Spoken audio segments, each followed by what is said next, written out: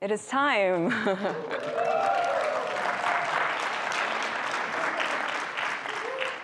Thanks for being here, everyone. I am honored to close out RailsConf 2022 with this talk.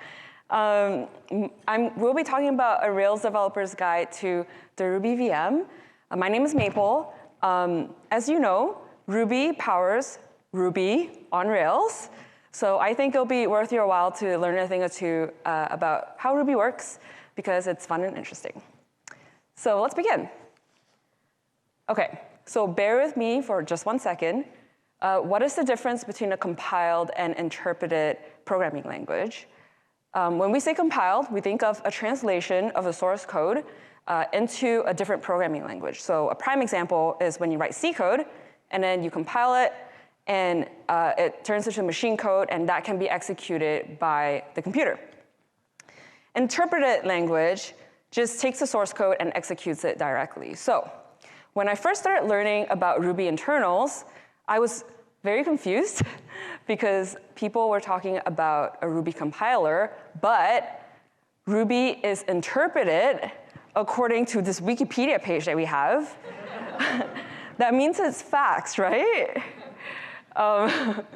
So today we'll be talking about how Ruby is technically an interpreted programming language, but we'll also learn about the nuances of how it is not. So hello again. My name is Maple Ong, or Maple if you're French. Sorry, my team's over there, and sort of an inside joke. But I work on Shopify on the Ruby on Rails infrastructure team. This is our team picture from our onsite in London less than a month ago. This is me in the picture, and we're hiring people who want to work on Shopify or Ruby or Rails. So please go check out our booth if you haven't already, or you can talk to me. So this is the outline of the talk, so you know what to expect. First, we're going to go through the Ruby execution process. End to end, we'll chat about how Ruby does things and use an example code. We'll talk about what is Yarv, how the Ruby VM works, why we care about that, and some practical uses to Rails applications. All right, so this is kind of the overview of the entire process. The first thing that happens when you run a Ruby file is that it gets tokenized. So remember, the computer is dumb in a way that it doesn't understand or read code like you and I do. So it only sees a stream of characters and does not understand it. So we want to break up the stream of characters into the smallest possible element of a source code, in this case, a Ruby file. And it can be broken up into stuff like keywords, identifiers, and symbols. Another word for tokenize is lexical analysis, if you can get fancy. So let's use this as our running example. It is a foo method that takes in 2 arguments, A and B, and it prints the sum of the 2 arguments. And then we call foo with 9 and 8. Because I don't know about you, I can't do mental math, so this is going to be really helpful for me. Let's put this source code into a variable. And let's take a look at how Ruby tokenizes under the hood. And to do that, we're going to use Ripper, which is part of Ruby's standard library. So it is kind of an interface on top of the Ruby parser, and it allows us to use the same tokenization code that Ruby uses and give us an insight on how Ruby does things. And then we'll be calling the method lex, which just short for lexical analysis. So this is the output. Don't feel intimidated. It's just an array of tokens. Let's just zoom in into the first bit, which is the method definition. So this is the method definition. And I want you to kind of notice that the tokenizer actually broke up the method name foo, the arguments A and B, and then also the parentheses. Let's just zoom in some more into one specific token, so the first one. You can also see that Ruby kind of gives us more information about the token. So in this case, like the line number, the column number, the token type. In this case, it's a keyword because def is a keyword in Ruby. And the lexeme, which is just to describe how the token appears in source code. And finally, the token state, which is just the information about the state of the tokenizer when the token was parsed. All right, so this is the overview. So input to the tokenizer is a bunch of Ruby code. And remember, it's just streams of characters. And then the output is an array of tokens. Now that we have those information, the next stage is to parse these tokens. So the structure you see here is essentially a huge chunk of array and kind of incoherent. As I said, the computer doesn't understand, so we need some way to make sense of these tokens. And the goal of parsing is to transform this flat array into more of a tree structure by taking into account stuff like operator precedents and methods, all based on Ruby's grammatical rules. So let's take a look again at how Ruby would do it. Back to our foo example, we're going to use Ripper, the Ripper library again. This time, we're going to use the method sexup. Sorry, we had a whole conversation about how to pronounce this. So is it sexup or sup? I don't know. Let's go with sexup, which refers to S expression. And hence my confusion, right? Like S-up, S expression, right? So anyway, or symbolic expression. So S stands for symbolic. And it's just a term used to describe nested arrays or array of arrays, essentially like a tree data structure represented in arrays. So we run this code. This is the output of Ripper S-up. As you can see the shape of it, it's nested arrays. So let's zoom into one single line, the put instruction. And you can kind of take a look at how nested, like command, the identifier, which is puts. I'll do you one better and represent this information in a tree structure. So on the left, we have the sexup representation. And on the right, we have the abstract syntax tree representation of the same data. And that's actually how Ruby stores AST nodes in sort of a linked list structure.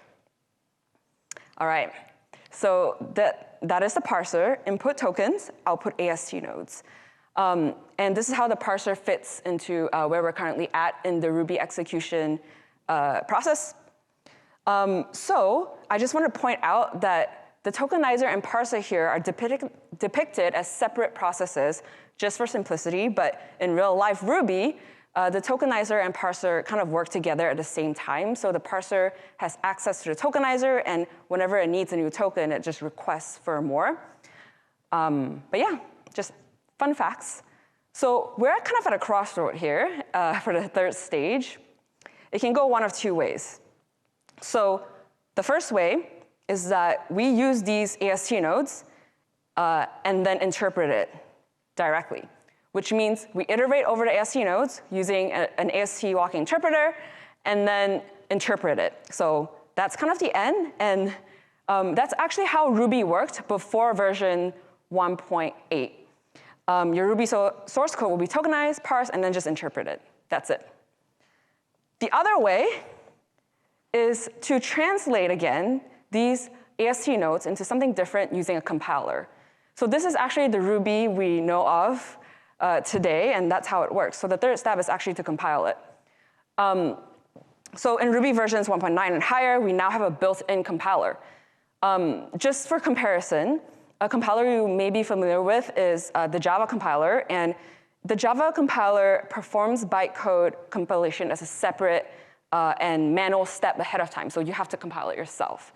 But for Ruby, it does it automatically for you, super magical. So you don't have to worry about it. You probably don't even think about it. So the input to a compiler are AST nodes. And the output is something we call bytecode. So bytecode is low-level code that isn't native machine code, so not binary. But it's still easier for the computer to execute compared to a higher-level code. So we're going to take a look at bytecode in just a second. All right, so now we'll take a look at how Ruby compiles our source code. And this time, we're going to use Ruby VM instruction sequence. It's a library similar to Ripper. And we're going to use the compile method and then turn it into an array using 2a. So I've also added these options to compile to just make the bytecode instructions simple, but you don't have to worry about it for now. Anyway, we run this. This is the output. Yeah, it's meant to look like that because it's kind of unreadable without using documentation. So let's try something else and use this method called disassemb, which disassembles the compiled instructions into something more human readable. So this is the output. Better than before. We'll step through these bytecodes in more detail later, so don't feel overwhelmed trying to read it. But what I want to point out to you is that there are actually 2 snippets of bytecode here. And the reason for that is that we have 2 scopes in our source code. So the first one is the main scope, where the method is defined and then called. And this is the bytecode for it. And then the method scope, which is containing the method body, which is just the puts a plus b. Something interesting to note here is that compiling the same program, or in our case, a Rails application, will always result in the same bytecode instructions. So let's just plant that seed in your mind. All right, so this is the compiler, right? Input ASC notes, output bytecode. So this is where the compiler fits into the entire process. And finally, we have the interpret phase, where we take the bytecode and interpret them. And we do that by using something we call a virtual machine, or the VM, which is probably what you're here for. A virtual machine is a software that emulates a computer system. Similar to when you run Ubuntu VirtualBox VM on your Mac OS, think of it as an abstraction layer on top of your computer hardware. However, in this context, obviously, instead of emulating an OS, we're actually using this VM to interpret the bytecode.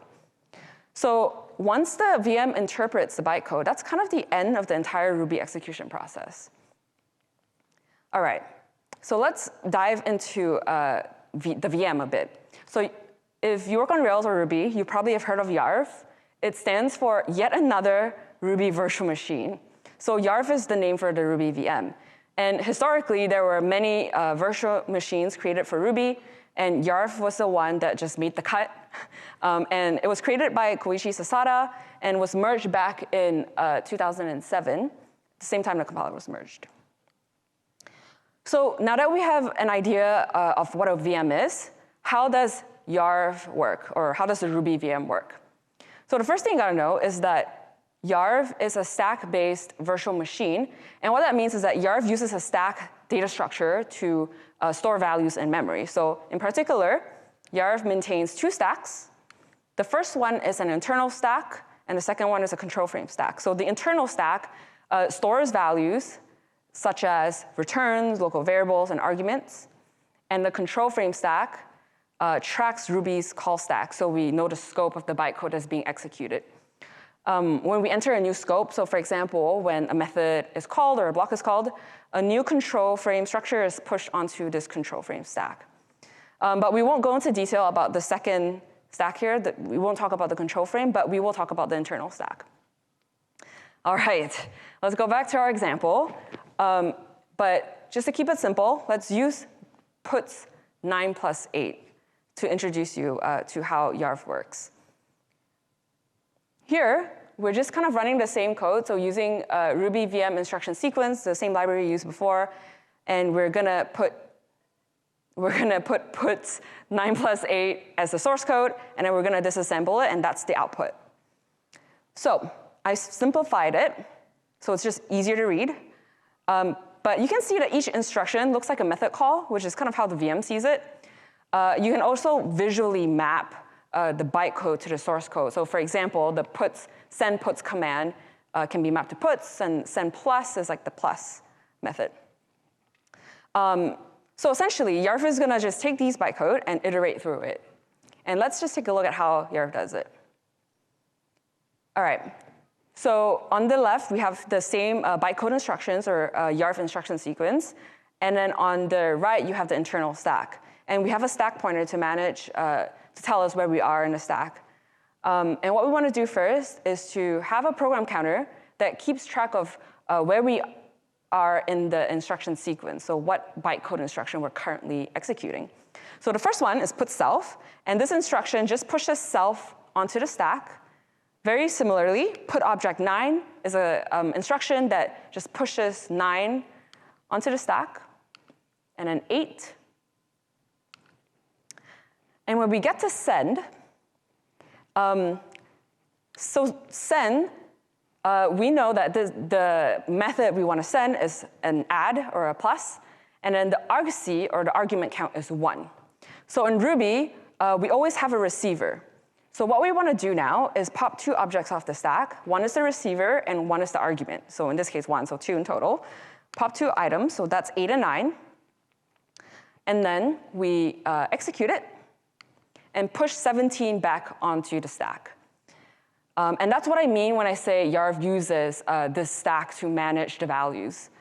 All right, moving on. Similarly, we have a send puts instruction. And as you know, argument count is 1 and 1 receiver, so total 2. So we pop 2 objects off the stack, execute our puts. And this is when Yarv would print something on the console. And puts would return nil, so we push nil back onto the stack. And then finally, we have leave, which is an instruction similar to return. So it tells us that it's the end of the instruction sequence. All right. Oh, sorry. I hope you're excited, because now we're going to move on to a more complicated example. So as I've alluded to, there are 2 Yarv code snippets here. So one for the main scope and one for the method foo. So let's take a look at the main scope first. So this is the bytecode for the main scope, and I'm going to simplify it. And as you can see, we can kind of map define method foo to the method definition foo in the source code, and put object 9 and 8, and then send foo with 2 argument counts, which is 9 and 8. All right, let's step through it. So the first thing is define method foo, which registers foo in the method lookup table. And then we kind of do the same thing as before, which is put self. So we push self and put object 9, which pushes 9 onto the stack. And then 8. So this is where it gets interesting. So this send instruction is to the method foo with 2 argument counts. So Yarv will know that this is a user-defined method, so something we've written down in Ruby code. Compared to the methods we've used previously, which is puts or add, and both of those are Ruby built-in methods. So once Yarv sees this, we start executing the bytecode instructions for the method scope. So let's take a look at that. So I don't know if you can tell, but there's actually additional information in this method scope here for foo that I want to point out. So the first thing is that the compiler who generated this information is telling us some information about what arguments this method is accepting. So you can see the size is 2 because we have 2 arguments and 2 argument counts. But in that array, there's also different types of arguments. So as you know, arguments in Ruby is kind of complex. For example, we need special handling for block arguments, splat arrays, optionals, keyword arguments, keyword rest arguments. And so this information that we have here will help Yarv eventually do special handling when executing this method. And then the other thing I want to point out to you is this local table over here. It has an index of the local variables of the method. So in this case, we only have 2 arguments, A and B. But yeah, so this is the simplified version of what I just said. Instead of put object 9, I want to draw your attention to get local A and get local B here. So now that we're in a method scope, we're not just putting 9 and 8, we're actually calling a local, or in this case, an argument, A and B. So what getLocal does is it figures out where or what values A and B are, and pushes it onto the stack. So let's take a look at how it does it. So first thing I want to point out to you is that you can see that there are already values on the internal stack. And that is because the internal stack is just one giant stack, and it's managed by pointers. So we want these values to be on a stack because our local arguments values are stored there. So the first thing we want to do in a method scope is push 3 very special variables onto the stack. These special variables store information about the context of the scope we're executing in. But don't worry about it. For now, it's just accuracy that I'm including it. And then we also have something we call the environment pointer, or EP. The environment pointer points to where the environment context begins, so where the special variables begin.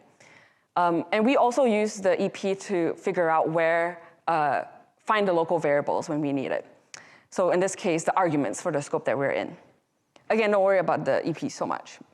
All right, so let's start executing. The first one's put self, and then get local A at index 0.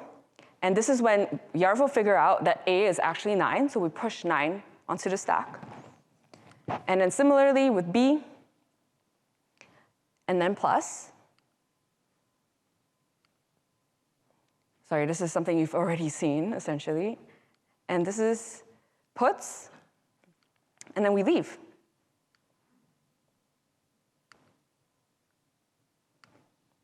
All right, that was very long-winded, but why do we, as Rails developers, care about the VM? Why use a virtual machine in Ruby? We could just execute the AST nodes and just end there. So the first reason is because of performance. It takes extra time to compile, yes, because it is an additional step, but the compilation time pays off if the Ruby program runs long enough. So for example, if there's a loop with a large number of iterations. Secondly, there's also additional optimizations that we can perform on bytecode that we previously cannot do with AST nodes because bytecode is linear. And it's easier to iterate and modify it compared to AST nodes, which is a tree structure. Having a VM also makes Ruby more expandable and future-proof. And we'll talk about JITs in just a second, but it kind of opens up more avenues for future performance improvements.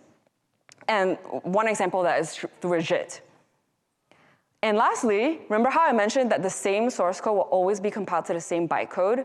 And we know what to do when there's data that can be reused. We cache it. So what we can do is cache the bytecode instructions to be used at a later time. And I'll also talk about that in just a second. So the first thing is JITs. How do JITs fit into the Ruby execution process? So JITs, or just-in-time compilers, use the bytecode generated by the VM bytecode generated by the compiler, and work with the VM to translate that bytecode directly into specialized native machine code to be executed directly by the computer. So because just-in-time compilers work just in time, it is able to make smart decisions based on the program runtime information like types or how often a program takes this specific path and create specialized machine code for those paths that are frequently used. And that results, obviously, in a faster runtime overall. And the possibility of creating this JIT for better performance for Ruby relies on the fact that there is a compiler and VM existing to create those bytecodes. Theoretically, it is possible to have a JIT compiler for AST nodes, but it doesn't seem like it's very common. So we already have 2 JITs in Ruby. The first one is mJIT, which works by leveraging the C compiler. It's sort of like generating a C extension at runtime. And you can try out mJIT by using the flag --JIT. And similarly, we also have yJIT, which is created at Shopify, and it was recently merged in Ruby 3.1. And we can use that by using the flag yJIT. So you should try it out. It's pretty cool. And maybe do like benchmarks on it, which I think is really cool too. So one of the common woes we share as developers is kind of the wait time for an app to boot. Introducing Boot Snap, which is a gem that makes your Rails application boot snappily, or snappy. You may already have heard of Boot Snap or are currently using it. But now you kind of have a better idea of how it works. But essentially, among other caching optimizations, one of them is that Bootsnap pre-compiles your Rails application and then cache it. So you can save time booting your Rails application locally or in test production environments because it's already cached. All right, so we're in the home stretch here. What are some takeaways that I want you to remember after this talk? The first thing is that the Ruby execution process involves both compilation and interpretation. So even though Ruby is considered an interpreted language, we now have kind of more information about how that isn't exactly the case. So we have ASC nodes that are compiled into bytecode, and then the bytecode is interpreted by Yarv. The next thing is that the Ruby VM makes Ruby performant. So having a Ruby VM and compiler makes Ruby, and in turn Rails, run faster.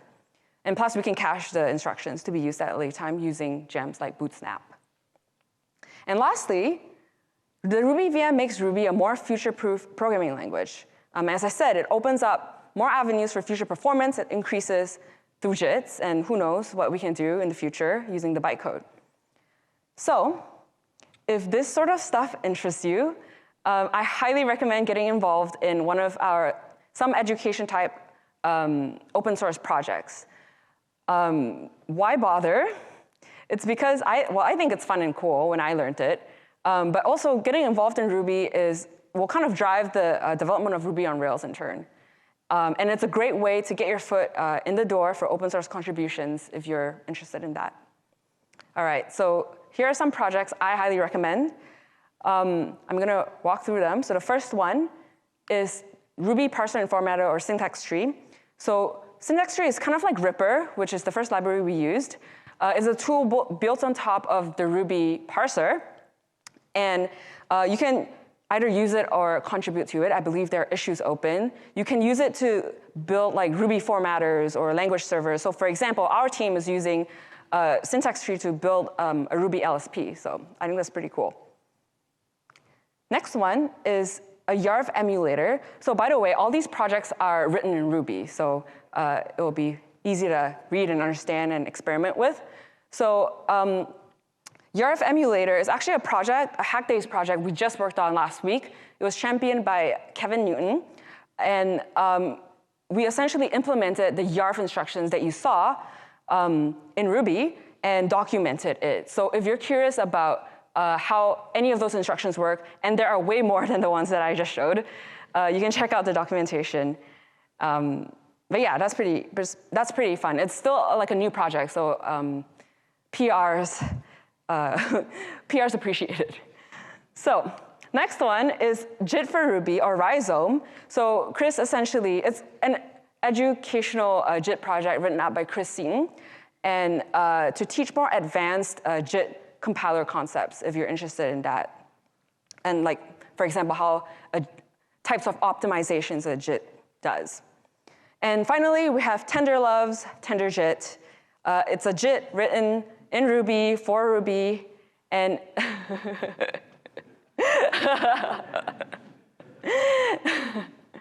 and it mirrors how YJIT works. So if you're curious about how YJIT works, but don't want to read Rust code, you check out TenderJIT. And finally, I've included YJIT and Bootsnap because I've mentioned it. But that is all. Thank you so much for having me. I hope you enjoyed the talk.